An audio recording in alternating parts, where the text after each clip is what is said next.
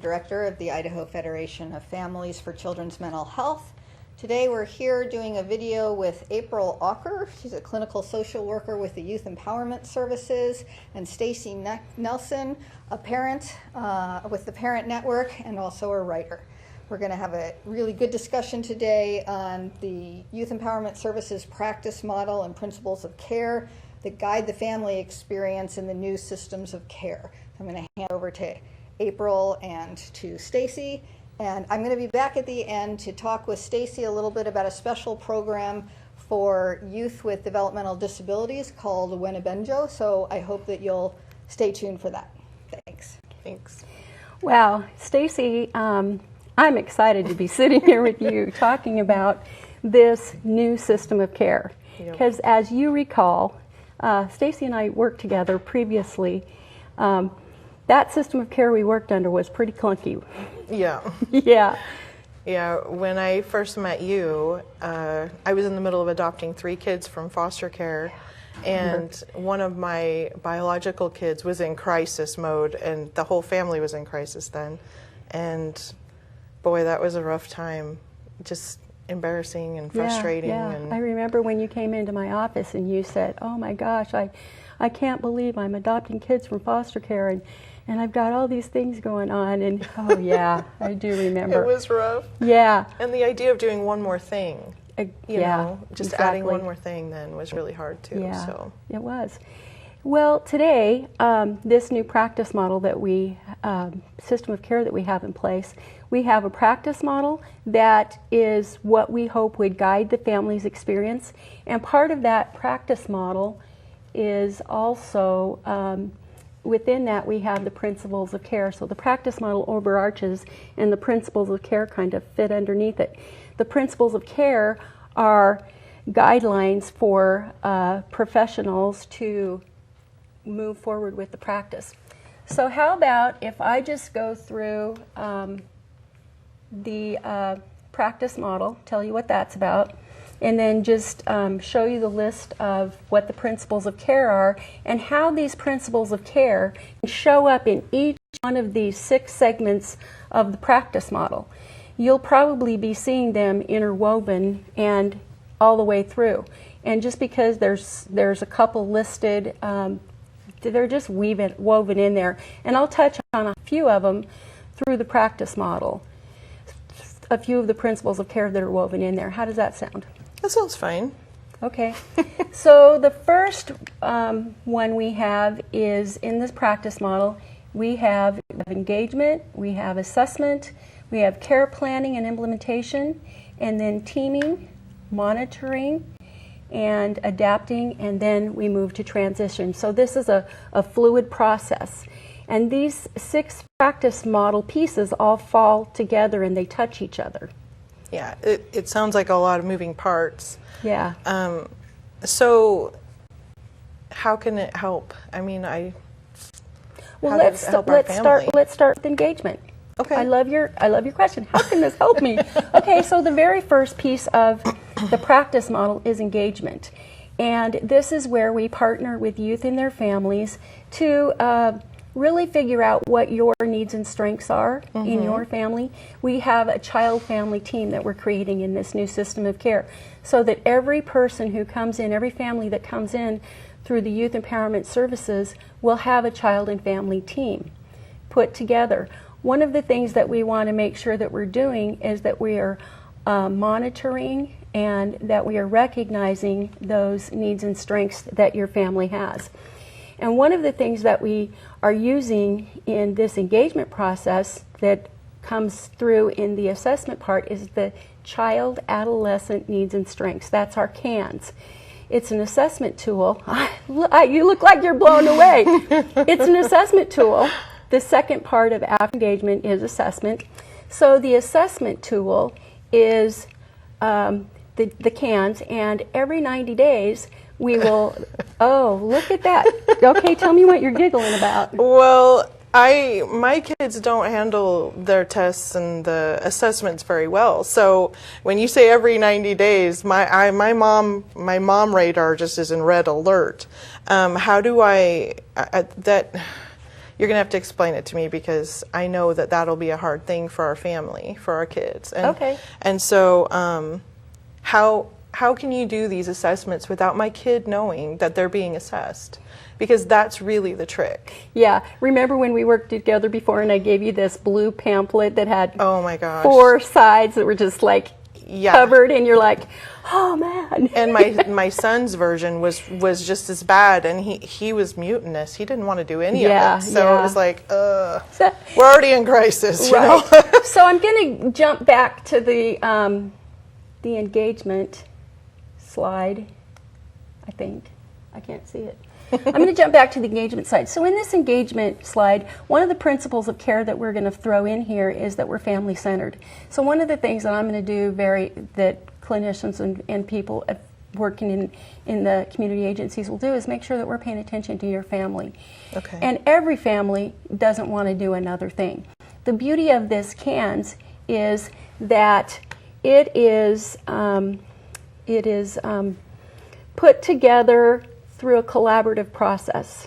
In the collaboration piece of the principle of care of collaboration, we'll be talking with you, we'll be talking with whatever providers, family, whatever that you would want to give information. And with the CANS, the person who is doing the CANS listening to all these people and gathering information, and then we'll fill it out, and then we'll review it with you. We'll do a needs and strengths review with you and say, this is what we came up with as a part of the CAN. So it's not like you're sitting down there and checking this off. So it'll be like a conversation. It'll be just like this. Just like this. And so my kids really won't know that they're being tested, so to speak. No, they Perfect. won't know that they're That'll being work. tested.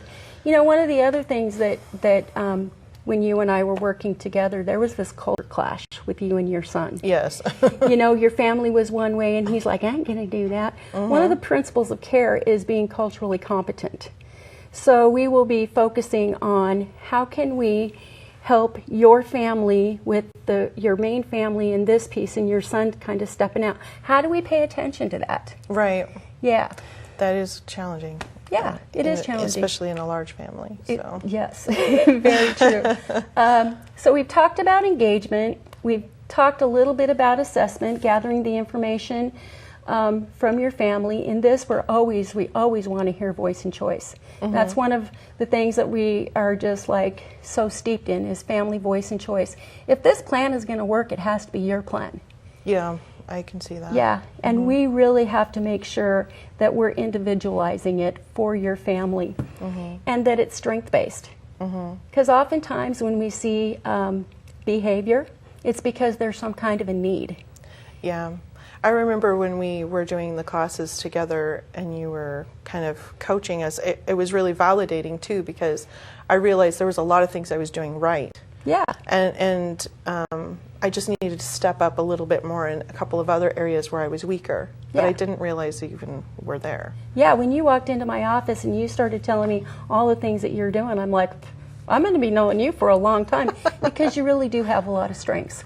That's awesome. And you really needed that. At that point, you really needed to hear that. I did. That, my goodness, I'm doing something right. I think you almost started crying in my office. I'm serious. I mean, because it was that stressful. It was really hard. Yeah. And it's hard to love someone when they're being contrary. I know. I know that. You know, in the assessment piece, another principle of care is that early identification so that we can do that intervention. It would have happened sooner. Exactly, exactly. And, you know, that's kind of the beauty of, I can't even see where those slides are. I can't see the slides, so I don't know what anybody's looking at. So the beauty of this is we have the engagement piece, we have the assessment piece, and then we go into care and care planning and implementation. And this piece of it, all the way through, we're going to engage the family, we're going to be looking at the family team, and we're going to develop a written plan that describes the strengths and needs of the family and that will incorporate informal and formal supports. Okay. Another question that keeps coming up right now in my head is this team that you keep talking about. And I know that we've talked about it before, but I'm thinking about people that are just getting into this, they're just now getting into crisis and things like that. And I remember the first time you talked to me about creating a team or a village, I kind of freaked out because we'd already burned a lot of bridges. Right. And there's people that don't have anybody. I mean, it's just them and their kids. And how do we make this team? I mean, do we just grab homeless people off the street? I mean, what are we doing? That's a great question. So, I mean, That is a great how do question. we do it? Well, the beautiful part about this is we're using our principles of care. We're going to be collaborating. We want to make sure that we're listening to your voice and choice. So we're going to sit down with you and say, okay, who are the people in your that are servicing you, that are working with your children? Maybe the professionals, the paid people, and then who are the informal supports, like the church or the daycare. Not the guy off the street, but yeah, like the YMCA. You know, we'll sit down and we'll draw a map of what that looks like, and then help you. And one of the things that we want to know is who are the people that give you power. Yeah, Okay. yeah. Who are the people that you feel when they walk in the room that you can go, I can take a breath. And so those are the kind of the people that we would be bringing into the team. Okay. Okay. Yeah. So we've got engagement, we've got assessment, we've got care planning and implementation. And you know, you were always wanting all the documents, everything that. Yeah, I like keeping the records. So you wanted to know, would I get a copy of that plan and that implement? Would I get a copy of that? And it's like, oh yeah, totally. Yeah. Okay. Good. Yeah, That was the other question. Because as we come together in this team, we're going to be community-based, we're going to collaborate, and we're all going to agree to this plan. And everyone will get a copy of it. You'll have a copy, the service providers will be... So even the doctor, the teachers at the schools, Yes. things like that. Yes. Okay, Yes. perfect. And another really neat thing in this teaming and collaboration are CANs, Child Adolescent Needs and Strengths Assessment. It is also, like I said, we'll use information from our team. When we're doing these 90-day reviews, this moves us on to monitoring and adapting. When we move on to the monitoring adapting thing, I told you that we're going to be doing the 90-day reviews with the CANs. And you're like, really? I have to do that every 90 days? Yeah.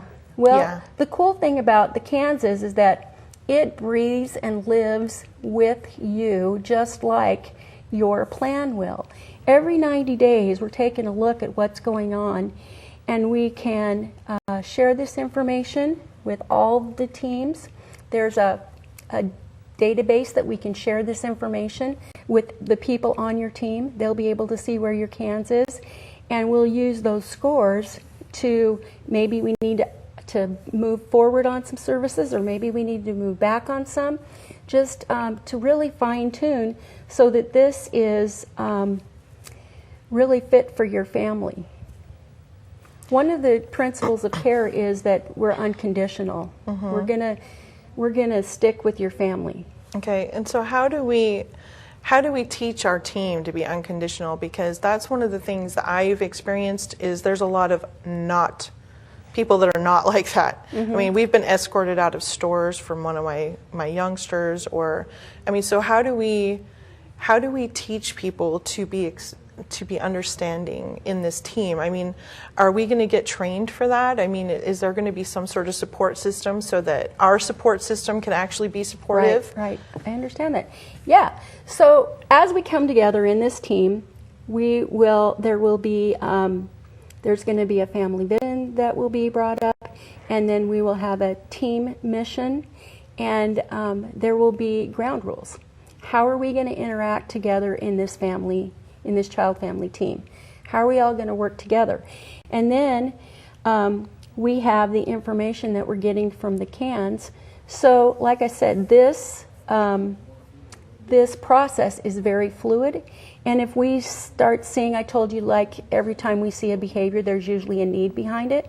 With our CANs, we're very particular to paying attention to what the needs are. Okay. So if we see that at a certain time, or if we see a behavior pattern that starts to come up, we'll want to figure out what's behind that. Right. And what the need is. And it can be hard as a parent to understand exactly what we're missing in our parenting.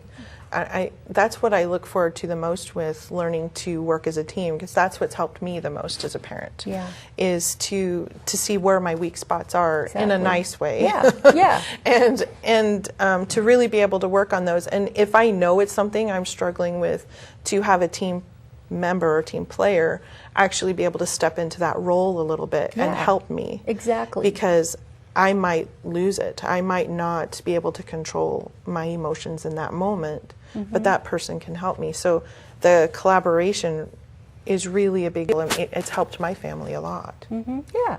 Yeah, you know, because that's really how this can really work together, this new system of care, and how our practice model, along with our principles of care, can really help us pull in those areas where we've been coming up short.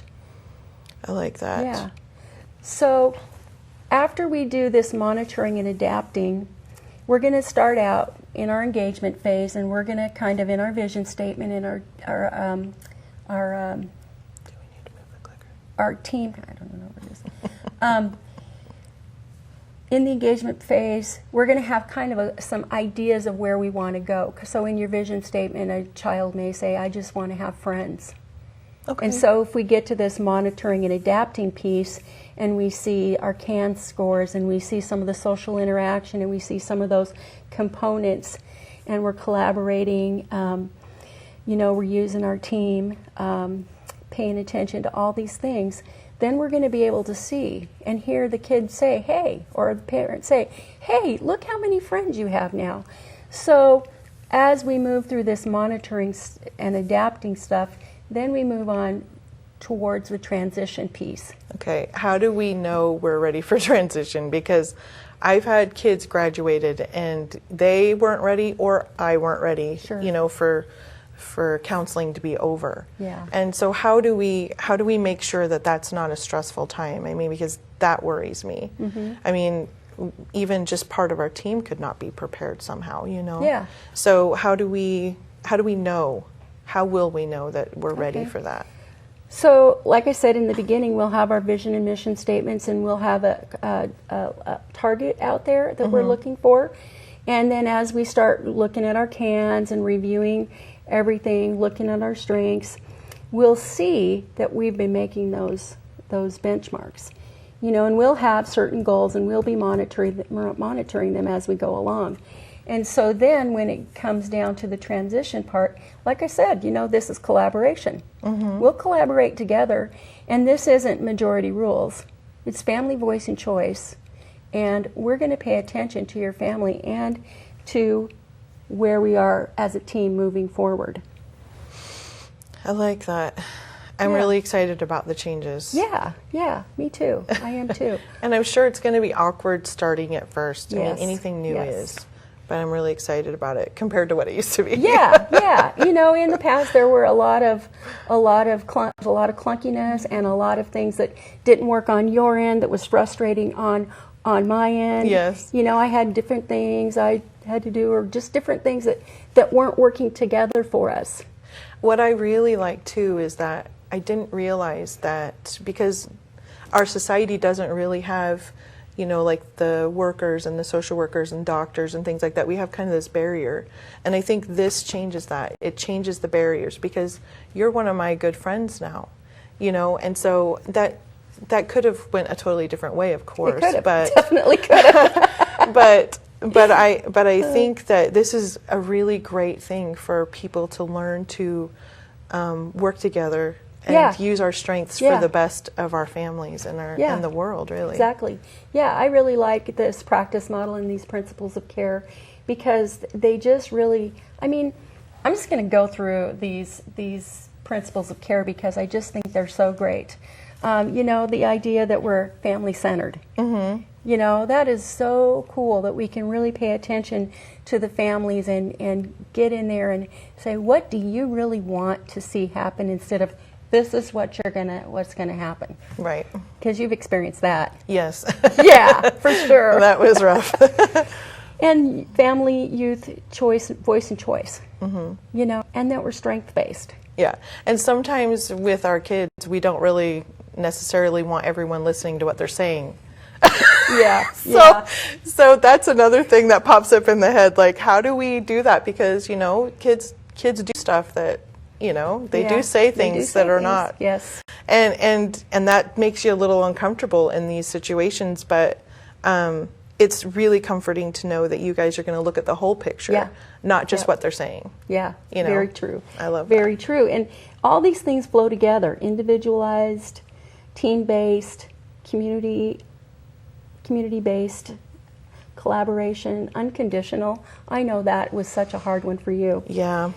And that we want to really make sure that we're culturally competent. Because when I first met you, you forgot that you loved your kid and you felt like wring his neck.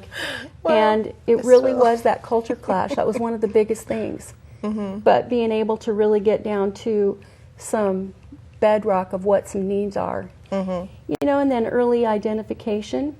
As we bring the team together, like you said, they're going to see things that you don't see or things I don't see. And honestly, I need a lot of help. We all do. And then this whole thing is outcome-based, that we really get that opportunity to, that principle of care of monitoring and adapting, that it's fluid and it's liquid. And, yeah. You got any more questions? I'm good. Okay. All right. I'm going to step out and let you take over. All right.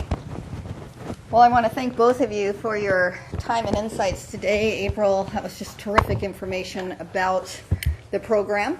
And Stacy, I could so resonate with some of your feelings and your questions, and I think you really gave us some insight into what the parent experience has been, but also what it can be now with this. So terrific conversation. Hope you all enjoyed it, and stay tuned in for a moment, because I'm going to ask Stacy just a few questions about a program that I know nothing about, so I'm anxious to hear about it. It's called Winabojo, and it helps kids who have developmental disabilities. And can you just speak to a little bit about what it is?